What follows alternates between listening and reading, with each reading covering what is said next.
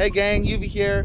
Today I'm at Don's shop and we're gonna do the long-awaited video about his version of the gas saver. So let's get to it. There's Don. Hey. Hello there. Welcome. All right. Here's what we've got.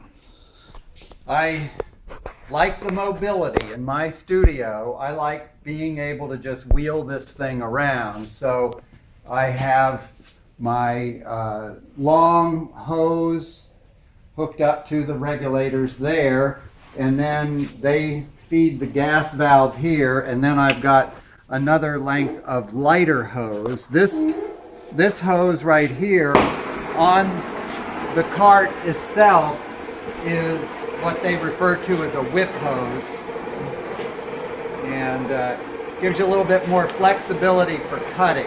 What I've got is a setup where I can hang the torch up. First of all, I'm going to light this.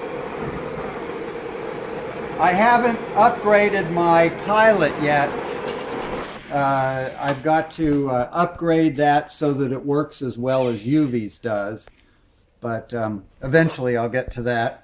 What I have done with this cart is created a linkage that I can use this torch with, activate it with my foot pressure.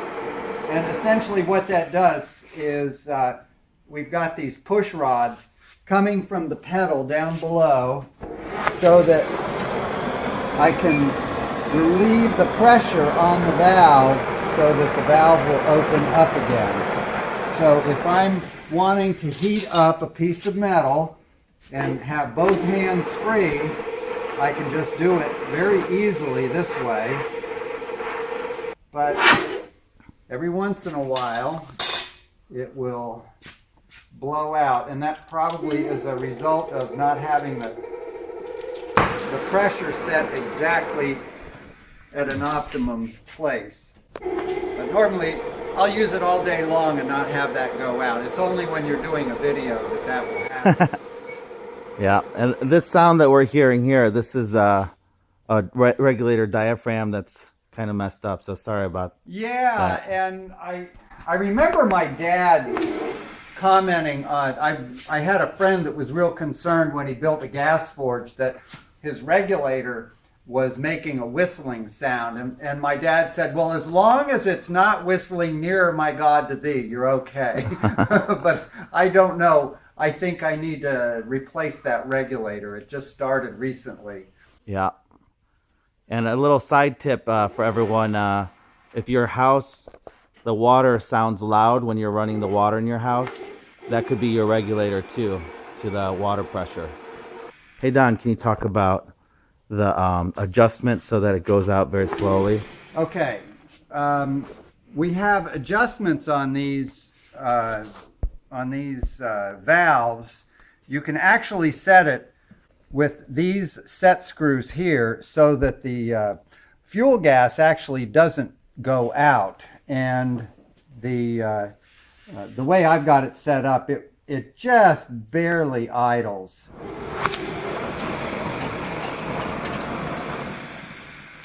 And you can set either one of them so that the valve will not close completely. Yeah, so you got a little lock nut there, and then this is your adjustment screw, and then you got your little lock nut there. So that's correct. I guess the only drawback would be if you left for a trip out of town, you wouldn't want to. You want to always shut your gas. Your gases need to be shut off every night. That just goes without saying.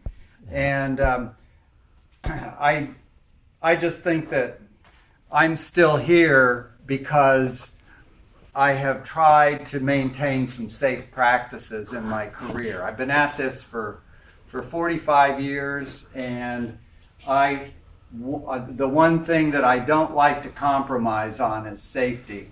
And I've learned a lot from UV. UV has a lot of good safety tips that I've learned from him. We all need to learn from each other how we keep from getting hurt. Yeah. And then you've got all your hardware there. Yeah, there was just a spot right here where I could put an old toolbox and keep my torch parts in there, because I will from time to time put a rosebud on here or a welding tip if I'm doing some delicate brazing. So you've got a double rod here. Goes down. I wanted to use the double rod because I was afraid it would bind up too easily. I mean, it does. It probably needs a little bit of lubrication right now, because every once in a while it will get hung up. Keep that friction to a minimum.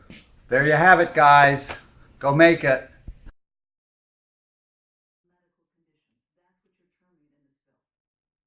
It is a medical condition, and let me answer any critics out there that might think it's not $100.